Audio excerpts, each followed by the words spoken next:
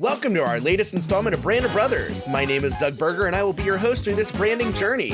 In this episode, I'm excited to share with you the latest in brand refreshes, a history lesson, wisdom nuggets, and our Chantry drops by to drop some knowledge bombs. Let's get branding.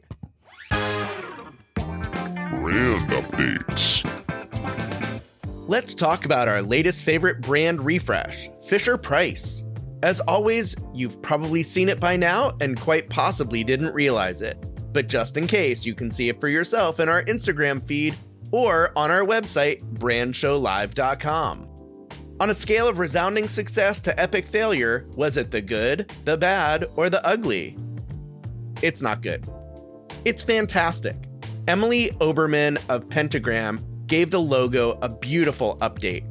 While it is still comprised of the stylized white logo type encapsulated inside a red scalloped awning, it feels like its meaning has been lifted even higher. In fact, the bottom edging is now comprised of 3 circular edges instead of the original 4 as a nod to the founders, Fisher, Price, and Shell. How cool is that? The logo type has retained some of its original character as well, which has been accentuated with slightly more emphasized serifs. And to add to its playful nature, the capital letters have been switched out for a lowercase f and p, and the F has a lovely ligature with the tittle of the adjacent I. I think it's called a tittle. Anyhow, it's fun to say. But my favorite part, the hyphen, has been replaced with a semicircle, or is it semicircle? Either way, it's emblematic of a youthful smile. It's so sweet. So moving on. I almost forgot. Some much needed air around the logo type has been added. Just a little bit of margin really does go a long way. It's so sophisticated, yet playful. It's contemporary, yet classic. I give this one a rating of, it's fun for the whole family. And of course, since we're all averse to change, how can it be improved? Well, as one might suspect, a brand goes a bit deeper than its logo.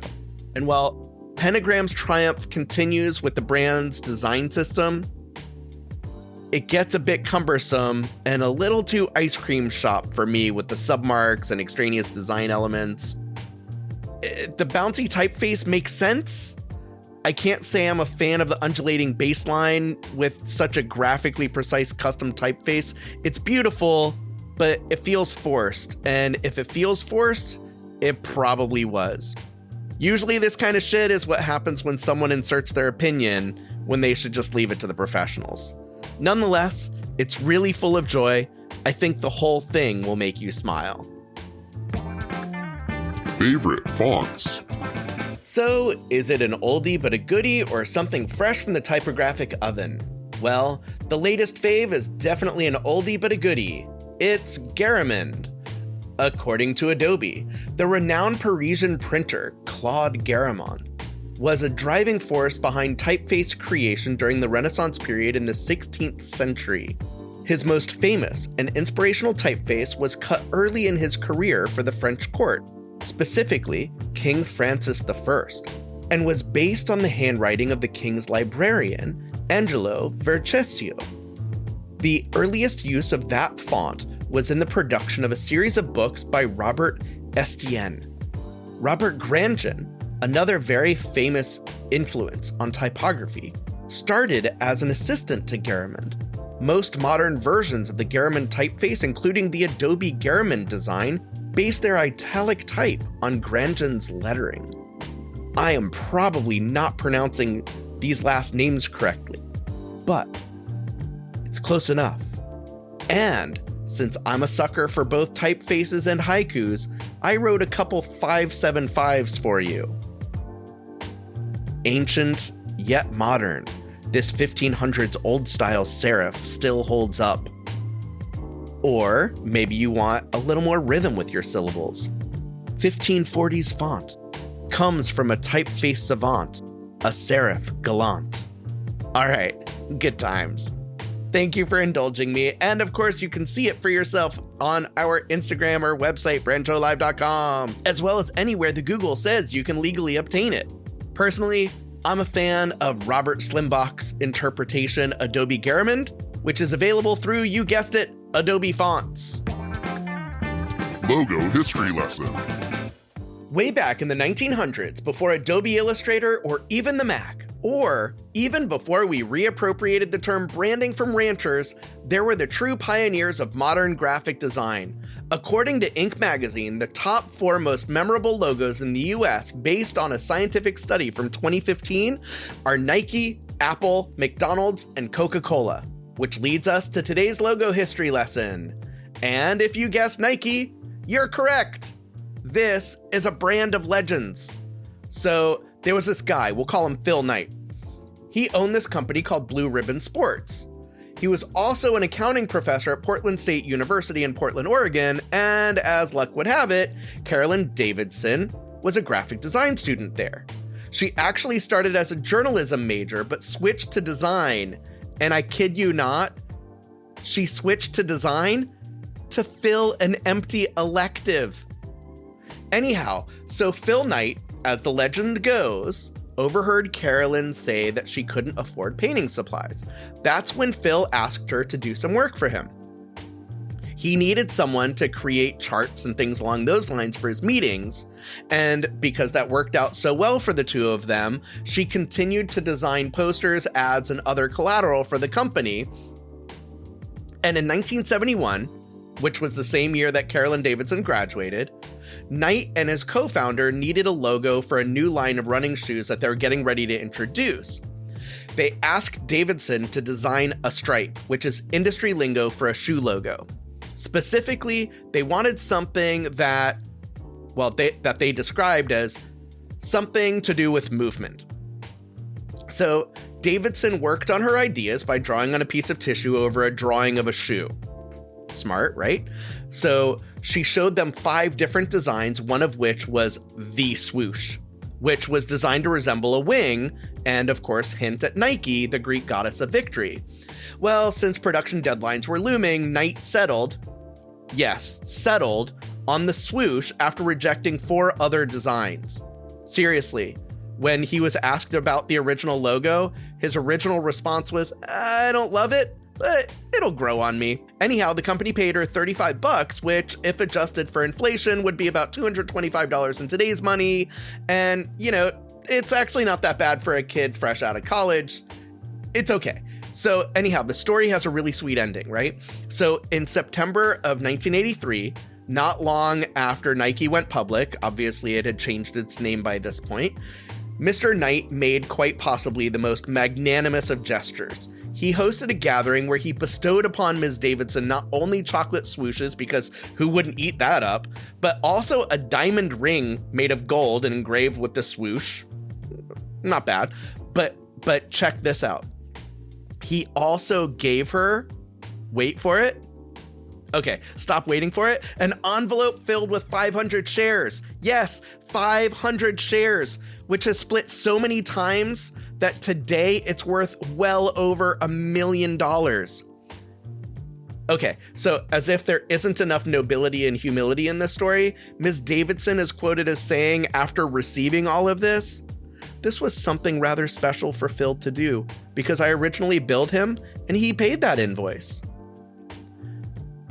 Seriously, okay, that's great and all, but what's even cooler than all of that? Okay, maybe not all of it, but what's cooler than that? The swoosh is all that's left of the Nike logo. What a lovely story, right? Okay, so I know you're probably wondering, do I even like the Nike logo? To be honest, I don't know I was ever given the chance to do anything but love it. It's interview time.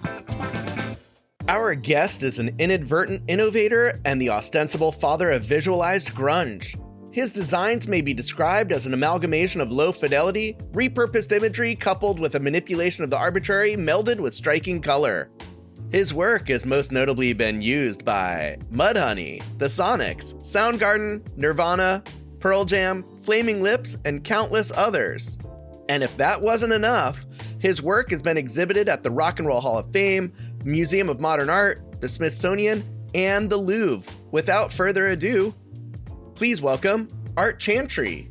So let's dive right in. When did you discover you're an artist? Oh, that's actually a really interesting question. I'm glad that you asked that question. When did I discover that I was an artist? I've been adamant most of my career that graphic design is not art. You know, I think of graphic design as a language form, a popular language form. This is not art in the idea that we in our contemporary world, the way we think of fine art is not what we do for a living. Ours is a collaborative art form. We don't follow our muse, we follow a client, you know, and we speak to the population through this visual language to get them to involve themselves with the client's desires. You know, we basically fuck with people really bad. That's not what the art world does, you know.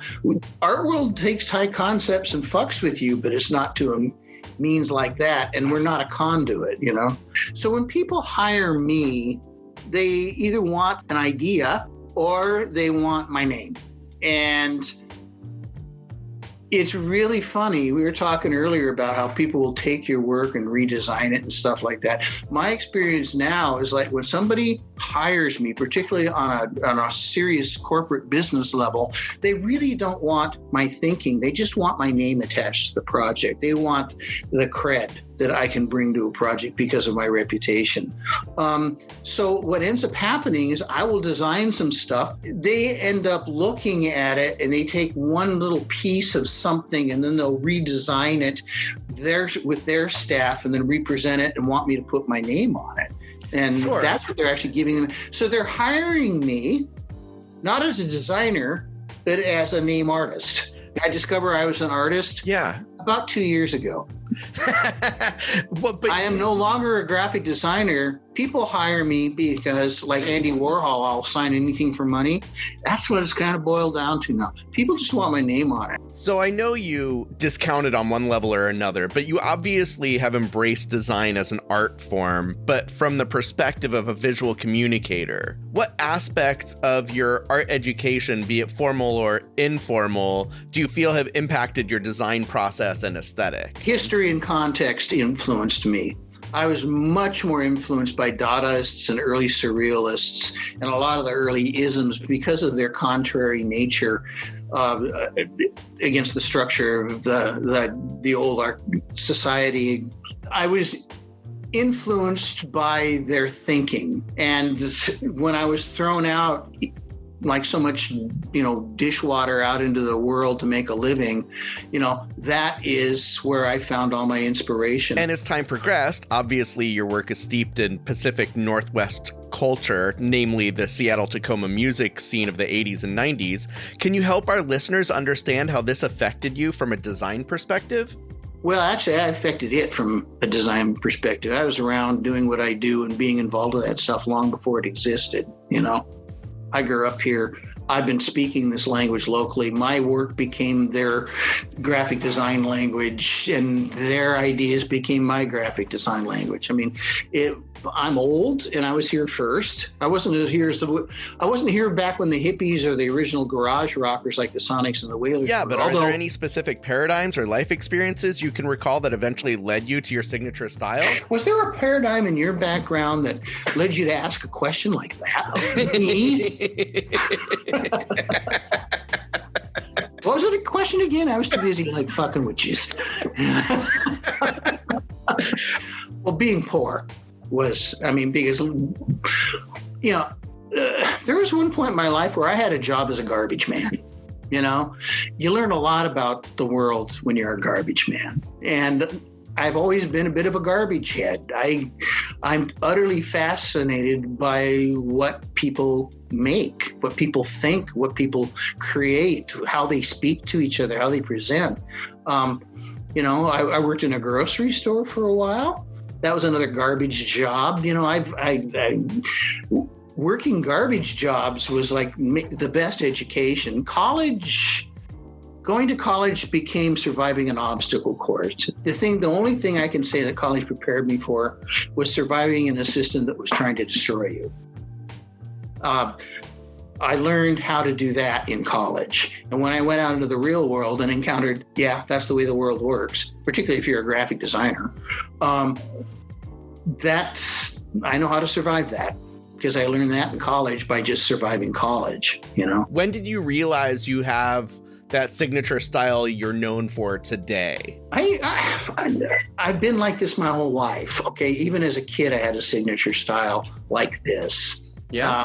Yeah. Even when I was I remember the very first actual paid graphic design job I ever had was, I had a friend who wanted to build guitars for a living. And so he hired me to do a logo based on a parabolic curve, which is a common curve they use in engineering things like guitars.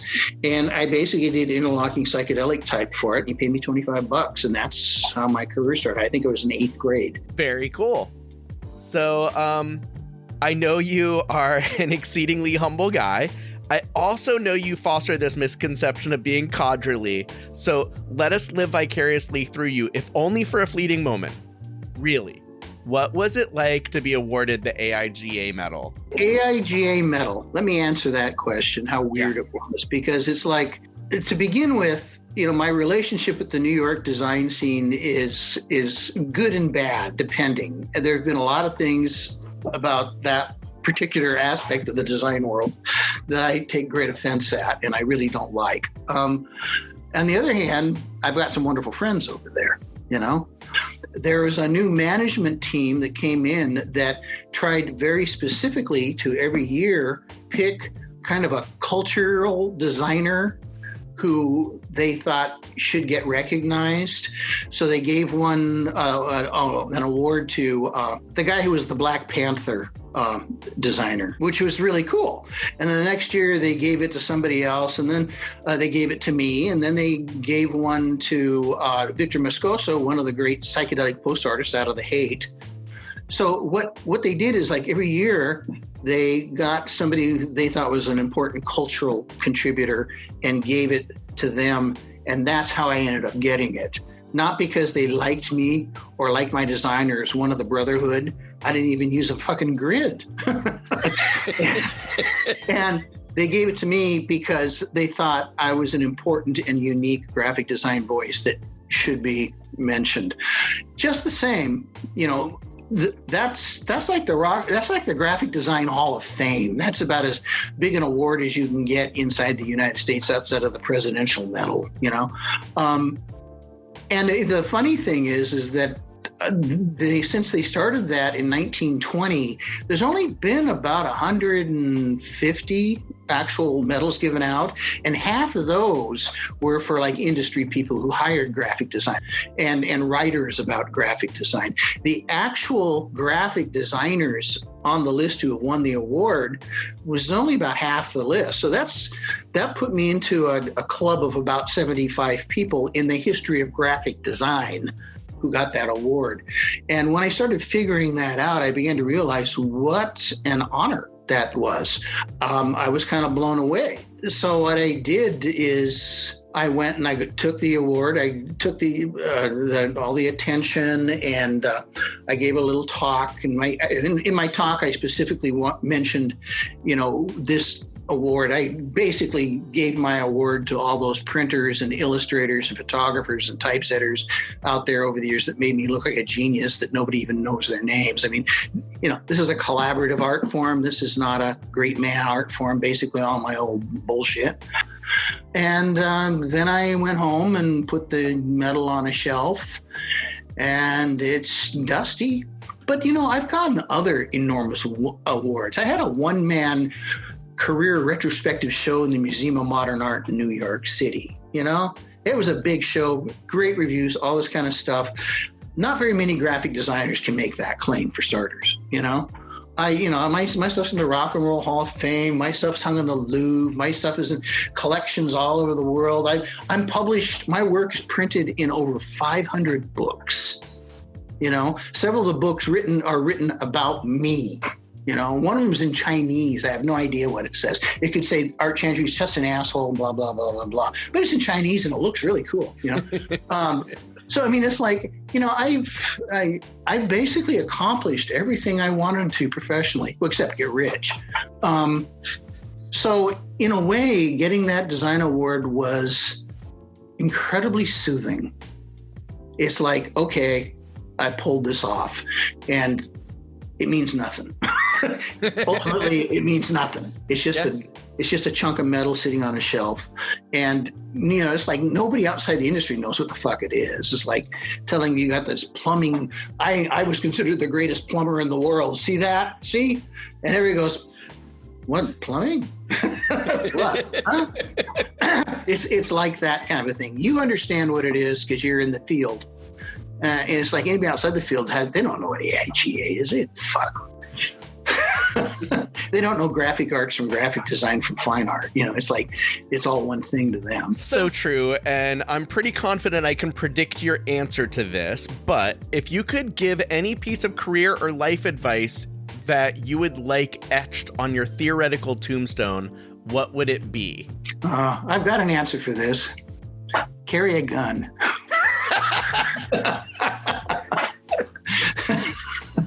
It's the only thing that has a guarantee built into it. Anything else you want to ask? That is a perfectly fucked up answer. Certainly not what I expected, and I have no idea how to tie in the living paradox carrying a gun idea. Well, you gotta survive. I mean, how do you defend yourself against those people anyway? In a more serious note, it's basically it's kind of like that guy who kept saying, follow your muse, Joseph Campbell. Basically do what you enjoy, because really that is the only thing in my entire life that I value were the things I enjoyed. The things I did because I had to, or I felt like I had to, or because I had some neurotic, fucked up problem in my childhood. All those things ultimately become incredibly pointless. By the time you're my age, all you remember are the good things and the good people and the good events and the good experiences. And that's what you need to cultivate. Really. If you worry about money every fucking day of your life, you're going to have nothing when you get to be my age. And it's like, I was talking earlier about how ugly it was watching that grunge scene explode and all those people die. Yeah, but boy, I sure value those people now that they're gone and they're not there anymore. And I do remember how just fucking interesting it was to be alive in this place at that time. It's like winning that design award. I said it doesn't have any meaning. No, it has a lot of meaning into how I feel, and that's what was of value. All those material things, all those status things, all those societal things, that's just pointless bullshit. It means nothing. Mm-hmm. So that's what I mean by carry a gun. Learn to say fuck you more often. So it's more of a figurative gun than a literal gun. It's a metaphor. Well, thank you so much for joining us. And for those of you who want to learn more about Art Chantry, go buy his book, Art Chantry Speaks. Better still, he'll probably sell you some of his overruns of posters if you hit him up on Facebook. Wisdom Nuggets. Now it's time to talk about something that may or may not have happened in my decades-long career. And, well, what I learned from it. So, what makes work great? We all aspire to do amazing, portfolio-worthy shit, right? But sometimes, something, or worse, someone takes the wind out of our sails. When I first began cutting my design teeth, I was ever the optimist. In fact, I was so prolific and so inexpensive, every single client appeared to love what I gave them. Of course, I was still a kid, and they seemed to have more reasonable expectations than even I did. Of course, they loved it. It was practically free. Oh yeah, this was also pre-internet days. Desktop design, on a computer, it was only a few years old. Anyhow, as time went on, I thought I needed to get a real job. Where you have a boss who has a boss who also has a boss. So it turned out my portfolio wasn't actually good enough to get hired at the best agency in town, but it was good enough to get hired at the second best. That right there began to take the wind out of my sails. Despite the huge win of getting that clutch job prior to graduation, it felt huge, But being turned down for the one I really wanted, well, that was a pretty significant defeat. It was really humbling. Clearly, I was too confident. Like, I even had the chutzpah to send a cover letter, a resume, and a custom portfolio to Pentagram. Yes, that Pentagram. The one I mentioned earlier in the show. It turns out they didn't hire kids who were still in art school either. Huh. So, for the next 20 years or so, I would work for a boss who had a boss. Eventually, I would have a boss who seemingly didn't have a boss. And well, it turns out, even when you own your own company like I do now, you still have a boss. It's just now become the client. So what's my point? Well, it wasn't until I was 25 or so that I realized my work wasn't great. It was really good. I won a lot of local, regional, national, and even some international awards, but the best work, the work I'm most proud of, that's the work that comes from collaboration. My favorite projects seem to all share this similar common bond. They begin with a fruitful conversation with the client. Then we document the whole thing, sort of like a creative brief. Then my fellow designers and I craft a visual language. We share that with the client. They chime in. We might even have a working session where we play together. I bring it back to the art department where we finesse it, et voila. And the best clients are the ones you get to do that with. While it's all well and good to have a client blow wind up your skirt all day and gush over how great you are, it's even better when they get invested. So the next time someone tells you they don't love it, let that be the wind in your sails. Get them involved, engage the critique. This is an opportunity for your design to go from good to great. It's closing time.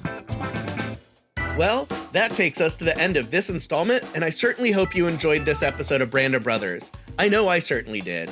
I really appreciate you tuning in. This particular episode was written, edited, produced, and hosted by me, Doug Berger. Music by Andy Slatter and Studio Etude, plus a special tip of the hat to my professional partner in crime, Simon Jacobson. Find more details about the show on our website at brandshowlive.com. If you enjoyed the show, please share it with your friends and colleagues, and as always, if you didn't, please share it with your family and enemies. Either way, please leave us a review on your favorite podcasting forum. Tell us what you liked or how we can improve by dropping us a line at hello@brandshowlive.com.